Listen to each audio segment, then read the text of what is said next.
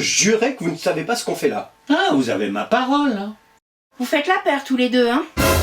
80, qu'est-ce que vous faites là?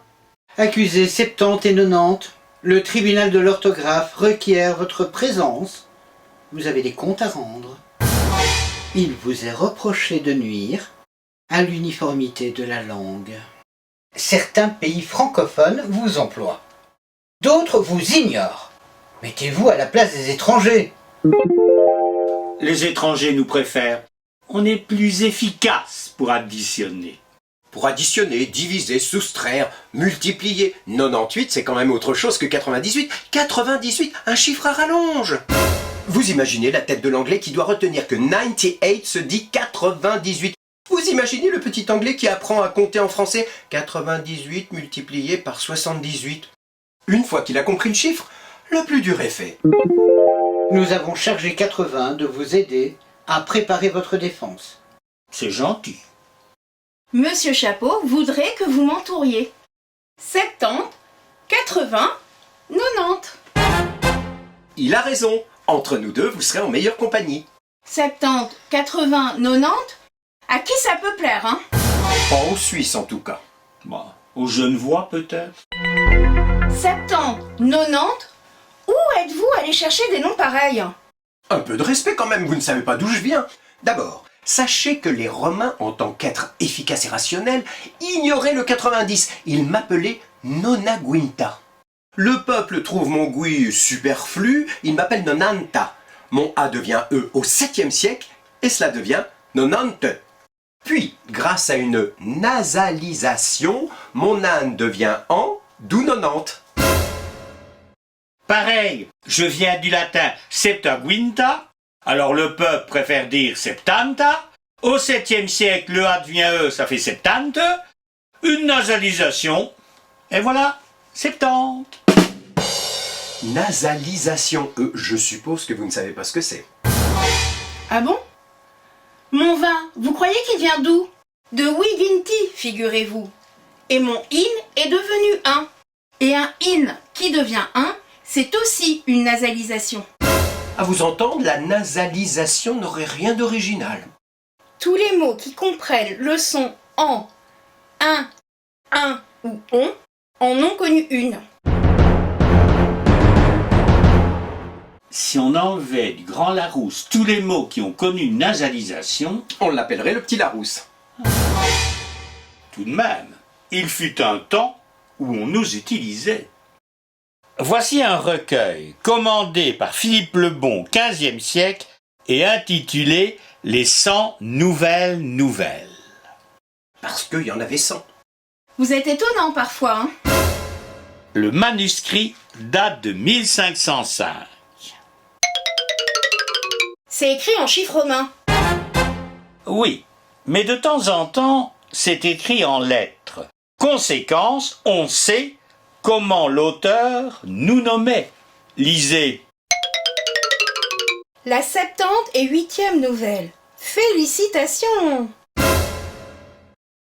Si vous voulez me trouver, vous devez consulter un manuscrit de 1486. Lisez. La 92e nouvelle. Regardez comment il vous appelle. Allez, dites-le nous. On se sentira moins seul.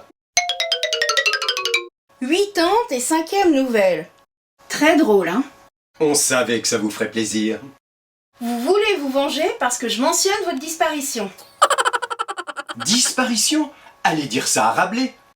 Regardez, extrait de Pantagruel. Puis s'écria Panurge, disant « Par Dieu, c'est ici vin de Beaune, meilleur qu'on que jamais je bus, où je me donne à 96 diables. » Il se moque, là.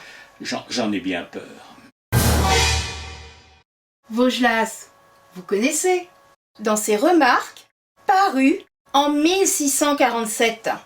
Méfiez-vous des gens qui aiment se faire remarquer. Septante n'est français qu'en un certain lieu où il est consacré, qui est, quand on dit la traduction des septante. Hors de là, il faut toujours dire 70.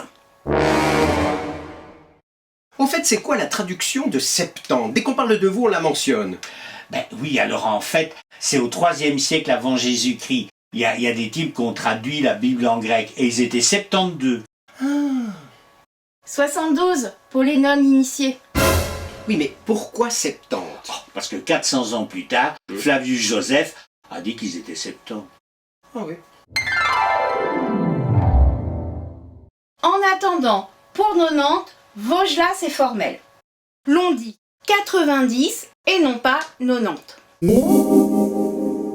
Qu'importe Vaugelas, regardez, le bourgeois gentilhomme, pièce représentée pour la première fois le 14 octobre 1670.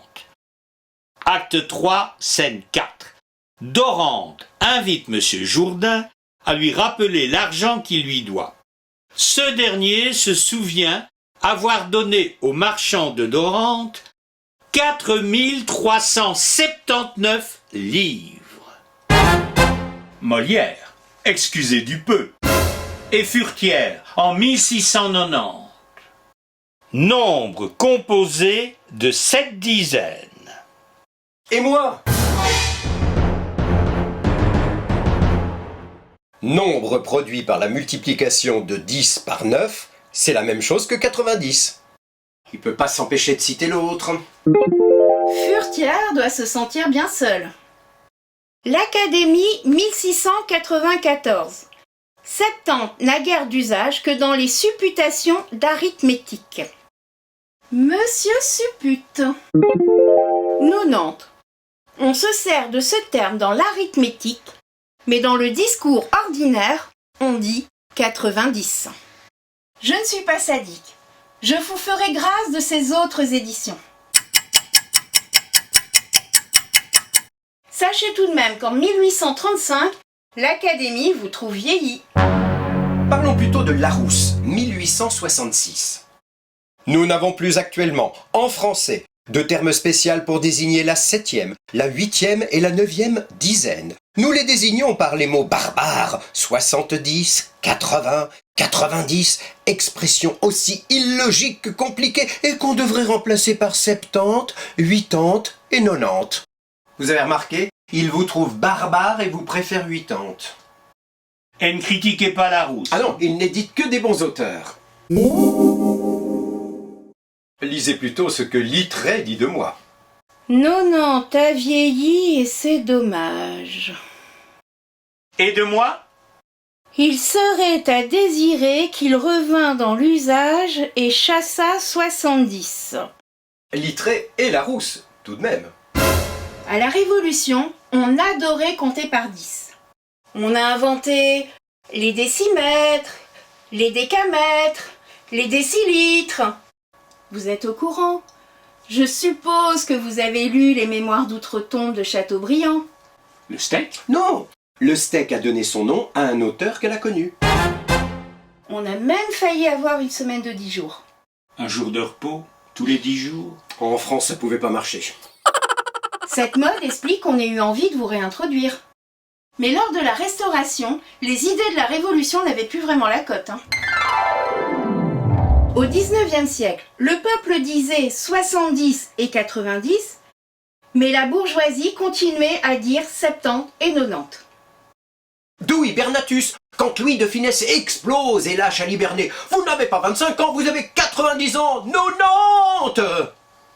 C'est bien vu, car à la fin du 19e, la haute bourgeoisie disait 90. En Belgique et en Suisse, il n'y a pas eu de restauration. Le français était davantage parlé par la bourgeoisie, notamment en Flandre. Dès lors, vous, 90 et 70, vous vous y êtes installés. Je suis sûr que par souci d'efficacité et en hommage à la Révolution, la France va réintroduire 90. Et 70. Et si elle doit le remplacer, elle va préférer 80 ou 80. Nous verrons ça plus tard. En attendant, pour 70 et 90, qui computaturi statuant. Que ceux qui comptent décident.